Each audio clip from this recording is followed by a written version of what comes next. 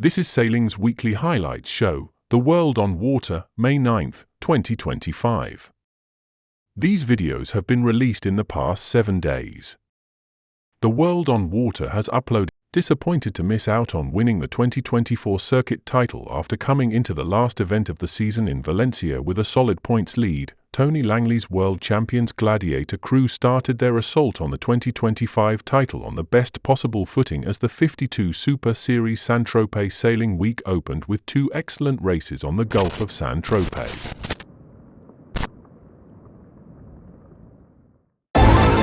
Welcome back to Saint-Tropez, second day of the 52's SUPER Series Saint-Tropez Sailing week. No racing yesterday, unfortunately, because there was no wind at all. Forecast is much better today. We're hopeful of getting 2 races away. Let's go on the water.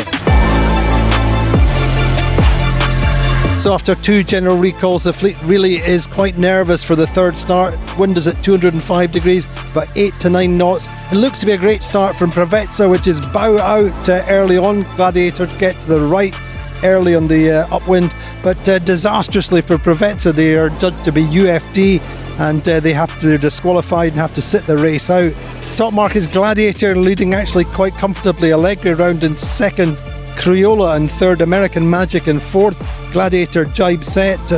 Up the second upwind will American Magic recognise a little bit of extra pressure and a shift on the left, get themselves through Paprec through the finish line. It's a win for Gladiator. American Magic get second and Paprec, the French team, get third. No significant delay. The second race gets underway. The breeze at 195 degrees, a little bit further to the left. About 8 knots of wind pressure on the start line. Nice start from Alpha Plus. Gladiator a little bit slow off the line, but get out to the right early. Round the top mark, Alpha Plus leading. Gladiator second. Sled in third place. That's the order round the course. Alpha Plus getting the race win. Gladiator gets second. Sled third. Paprec fourth. So after 2 races, Gladiator leading after a first and a second to get 3 points. Second, Alpha Plus, fifth and a first for 6 points. Third, Sled, 7 points for their fourth and third. And a French team, Paprec, in fourth place with a 3 and a 4.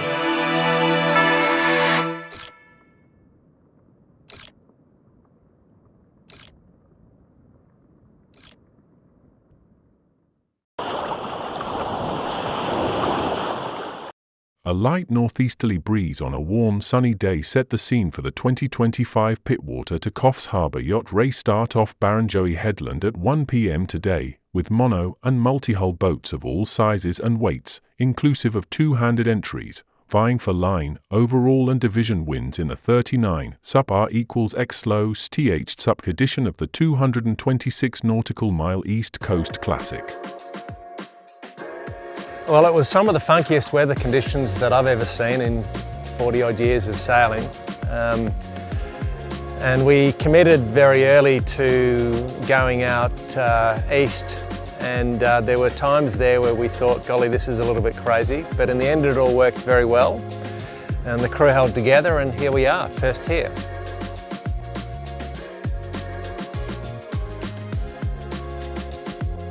Firstly, I'd like to thank the crew because they were fantastic and we had so much giggle, laughter and carry on.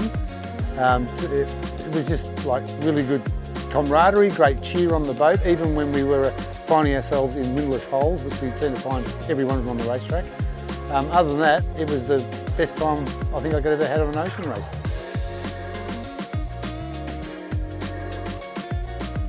When it first started, I thought, for God's sake, it's going to be a repeat of last year. But luckily enough, a few of the fellas went and chased the breeze and it filled in and we had some good finishes. And I think everyone enjoyed the race up there, even though they had a bit of everything, which is yacht racing.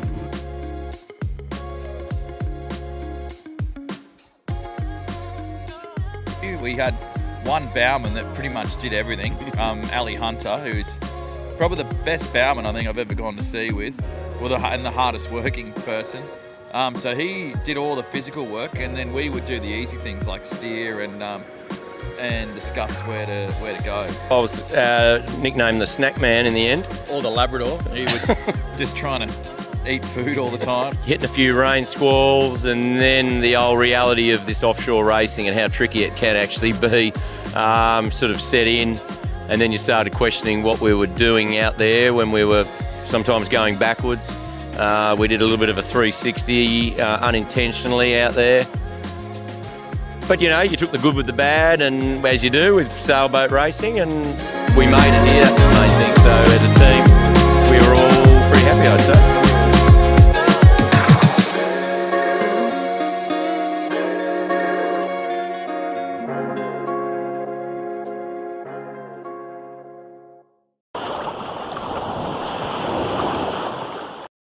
The Genie took a commanding lead on a very tricky opening day of the 2025 5.5 metre Alpen Cup at Fraglia Villa Riva on Lake Garda, Italy.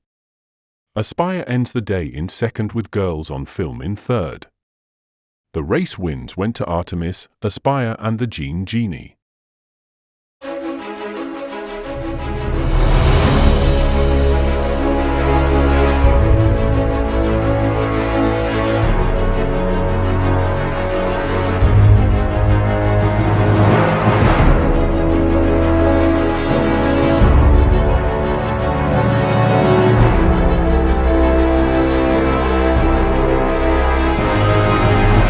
Well, you know what they say, they always say it's not normally like this. Well, it isn't normally like this in Lake Garda. There was quite a lot of mist over the lake this morning, and so the sea breeze really never kicked in, and when it did, it was quite left, and so it was as clear cut as a normal get to the cliffs and see how you do.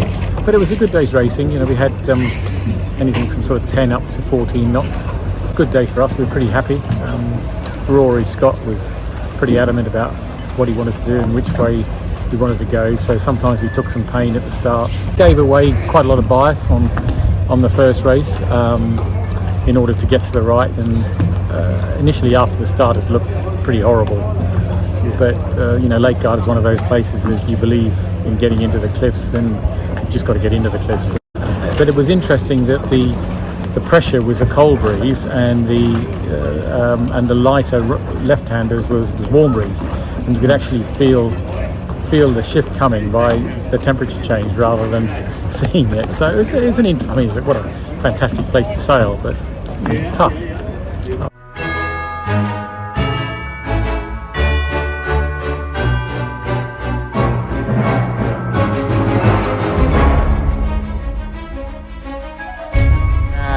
Great day. This is my second day of 5.5 metre racing. One was in the Solent, second one in Garda, second one is a definite upgrade. Great little fleet, really competitive, lovely breeze as usual down here. Loving it, so looking forward to 2 more days. I mean, they're all sort of subtly different, but you can kind of mode, I'm learning that you can mode them quite differently, and so for me, just kind of jumping in and learning a new boat is great, so interesting. Some old mates here as well to chin-mag afterwards, so great day of boating.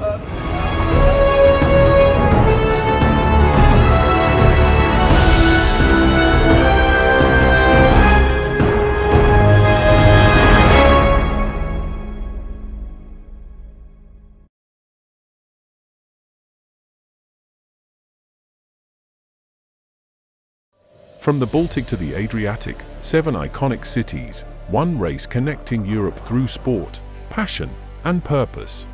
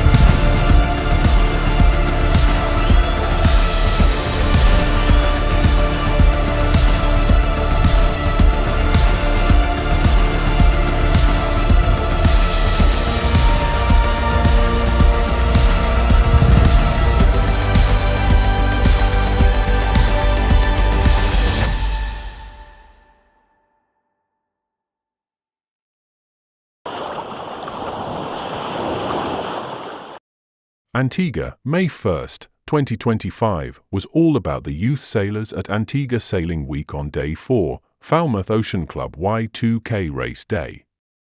Racing at this year's Antigua Sailing Week is so close that 1/3 of the classes started the penultimate day with boats tied on points at the top of their respective leaderboards. Ever since I was introduced into sailing, something about it just caught my attention, and now I just want to become a professional sailor.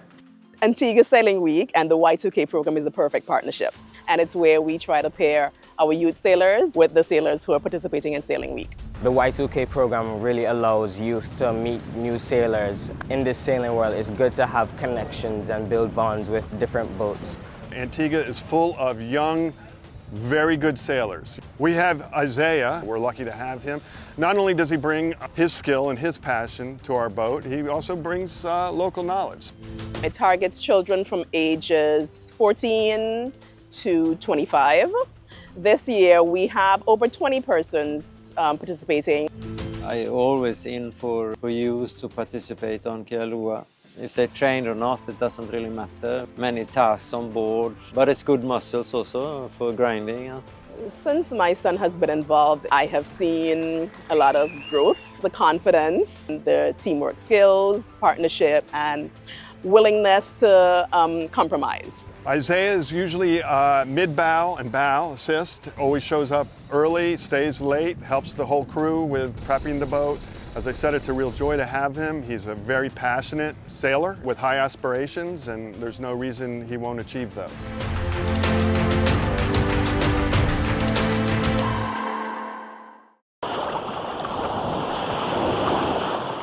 This is solo sailor Jakob on board his 5.8-meter home, who has 100 miles to go before his Hiver OA arrival in the Marquesas. Hi folks, this is Jacob from BVI of Cork. Today, according to UT time, it's 0300, the 1st of May. So first of all, Jasmine, happy birthday to you. I remember. And secondly, I have 110 miles to go. And my goal was to get there before the sunset. So that means it's still bright. That means I have exactly 24 hours to do the 110 miles. Statistically, according to the last few days, that should be pretty easy. However, the last 100 miles, I don't have enough current, and looks like the wind is dying a bit, so it might be a challenge. However, we are here for the challenge, aren't we? So hopefully, tomorrow in the evening, I will have a cold pint in my hand before the sunset. Fingers crossed.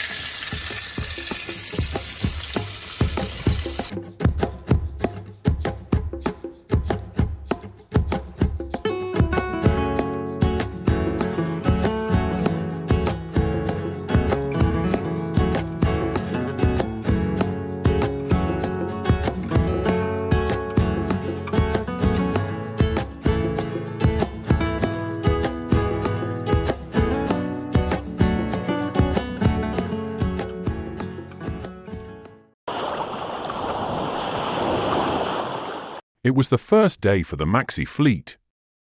2 races completed under perfect conditions with 12 to 15 knots on the race course.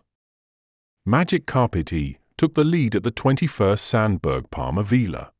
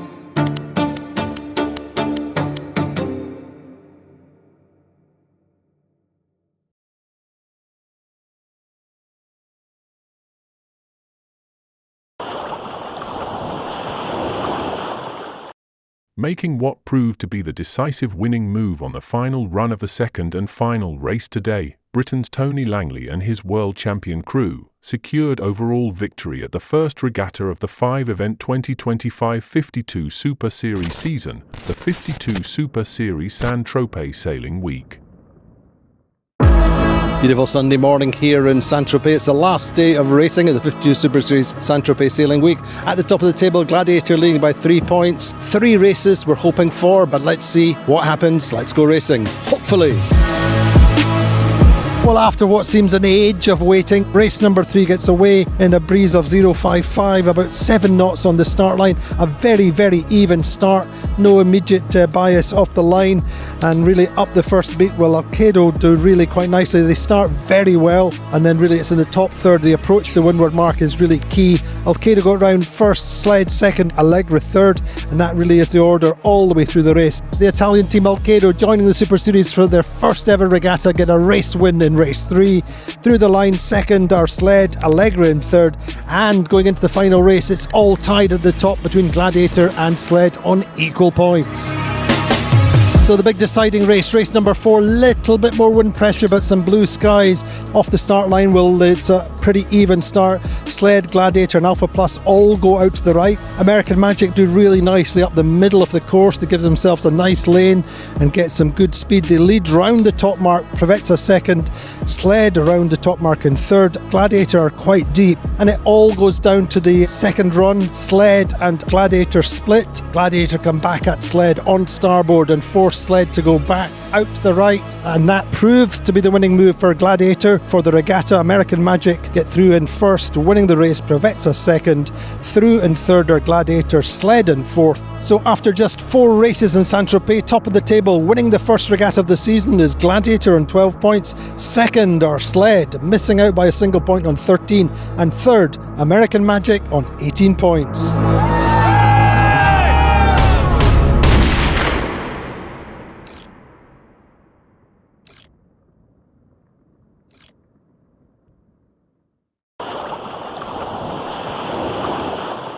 Offshore racing with the Royal Ocean Racing Club returned to Europe with the Cervantes Trophy race. This 110 nautical mile race takes place over the May Bank holiday weekend and traditionally marks the first domestic event of the Royal Ocean Racing Club Seasons Points Championship, the world's largest offshore racing series.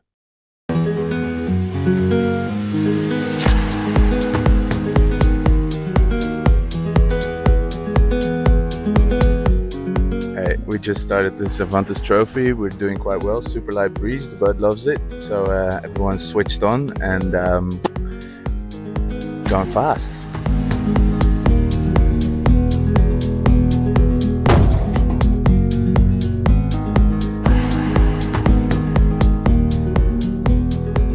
Our goal is to do as well as we can as a team. The boat has been shown that it can do quite well in this race. I believe it won last year. Provided we get everything right and we make good calls on sail changes and nav, there's no reason why we shouldn't do really well on this race.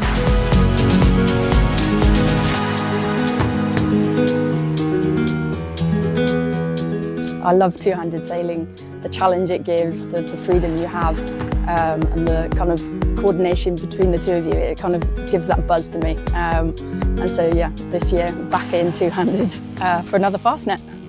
It's all going to be about performance. We're obviously on the race course. It's a hyper-competitive fleet in the double-handed and the fully crewed too.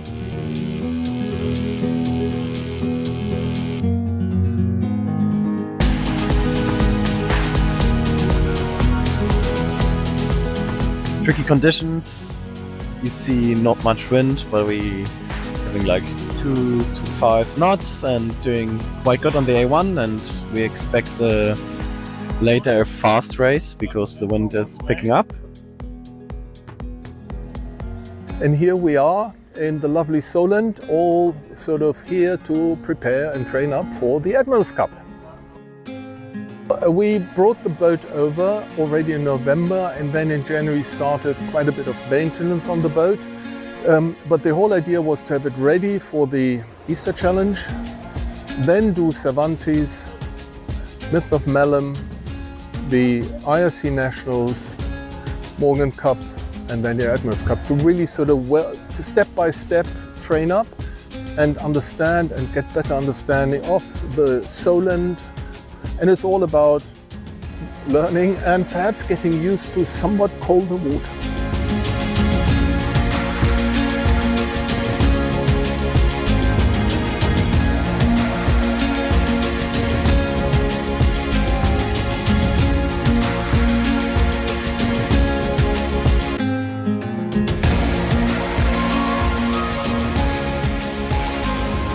I think it's pretty exciting, really.